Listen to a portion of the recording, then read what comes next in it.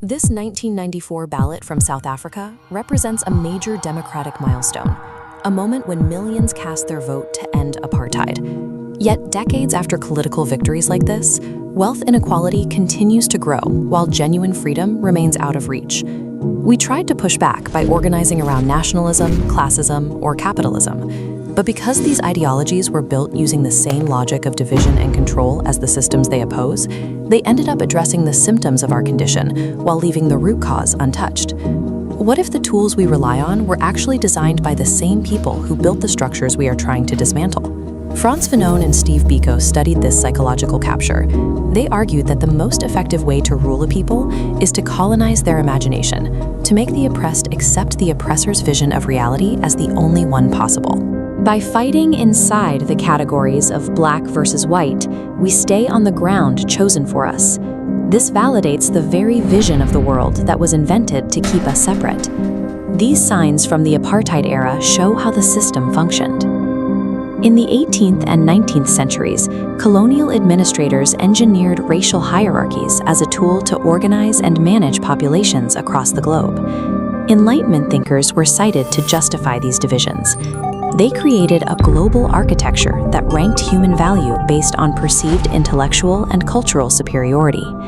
These social rankings were eventually presented as biological fact. The eugenics movement gave colonial practices a veneer of academic legitimacy that the public accepted as science. Segmenting humanity by race and class created a friction that kept the public focused on one another. This persistent conflict prevented a unified resistance from challenging the elites at the top. The hierarchy served a specific function: global extraction.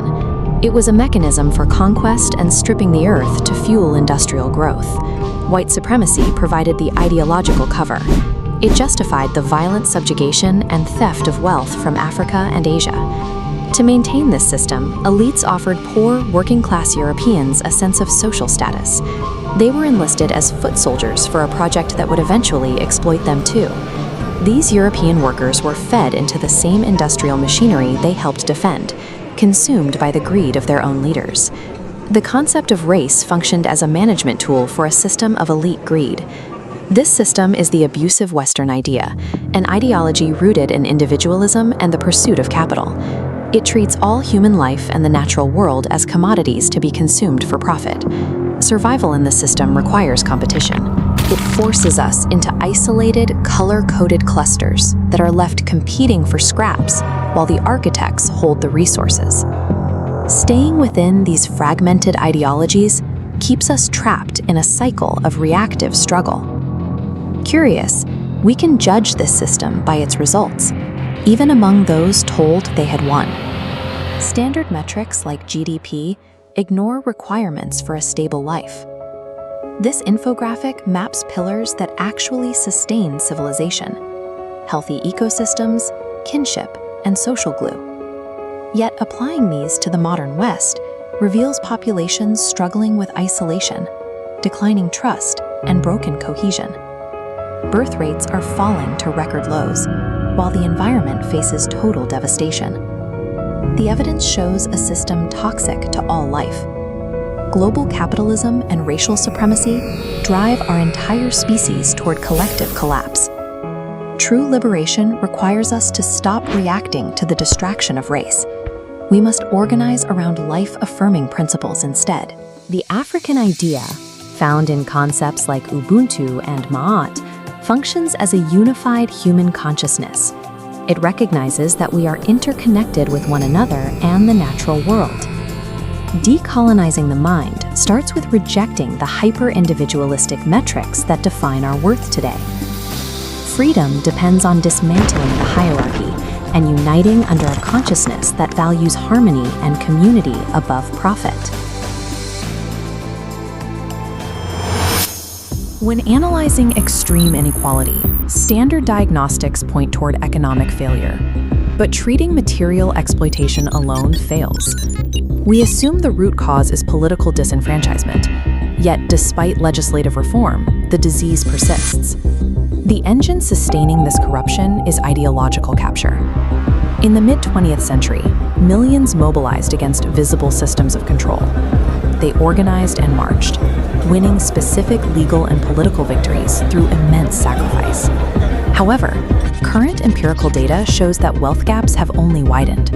Systemic inequality remains entrenched. The legal rules changed, but the social outcomes stalled. This creates a paradox. We rely on inherited political frameworks that promise total liberation, but delivered a state of managed subjugation. Treating the material and political symptoms of oppression preserves the system. It allows the core logic of the disease to survive and adapt. Shifting the target requires a new definition of the struggle. As Ben-Ami stated, spiritual warfare is a war of ideas. Within this framework, spiritual has nothing to do with theology or ritual. We are separating the term entirely from religious belief. Spirit refers to the worldview, the cognitive algorithm that governs human character and dictates how we perceive reality. This identifies the antagonist not as a specific demographic or nation-state, but as a conceptual framework. This is the abusive Western idea, a hegemonic architecture built on individualism, greed, and extraction. Because this idea functions as a cognitive virus, it is capable of infecting and weaponizing any demographic group it touches. Since the oppressor is an ideological framework rather than a physical entity, traditional resistance movements are often bringing a pen to a gunfight. Steve Biko recognized the most effective prison is built inside the mind. He observed the oppressor's most potent weapon is the consciousness of the oppressed. Frantz Fanon reached a similar conclusion, describing the colonization of the imagination as a central mechanism of power. Historically, movements aimed at liberation have mirrored the architecture of the power they oppose. By adopting categories assigned by the state, they remain anchored to the system. Organizing resistance based on boundaries established by the oppressor implicitly accepts those false boundaries as objective reality. The concept of race was engineered as a pseudo-scientific technology. Figures like Francis Galton popularized these hierarchies to justify global exploitation.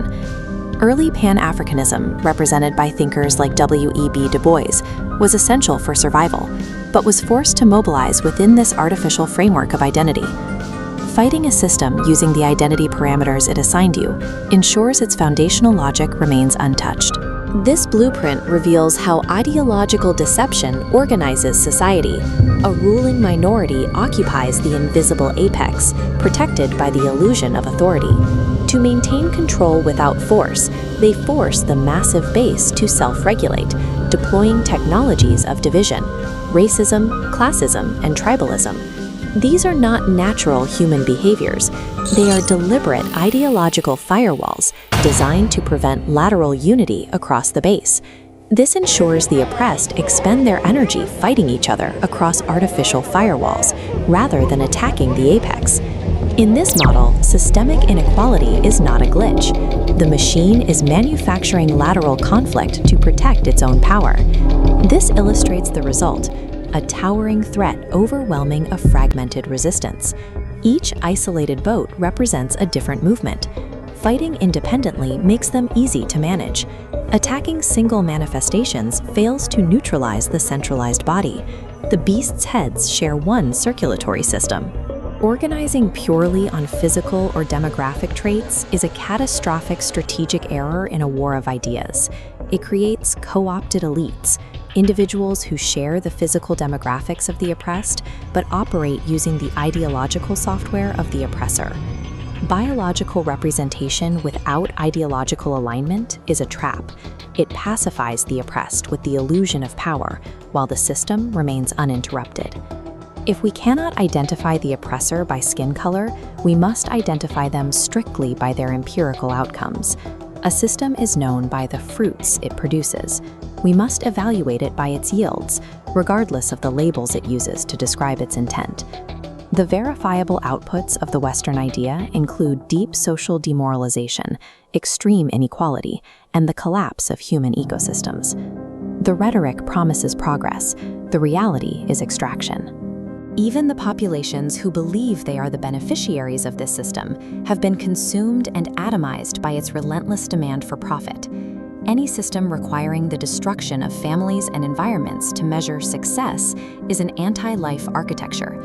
Liberation requires exiting the oppressor's reactive framework entirely.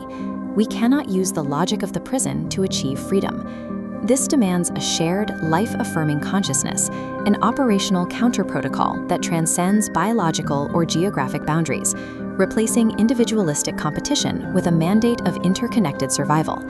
It transforms a fragmented struggle into a unified objective.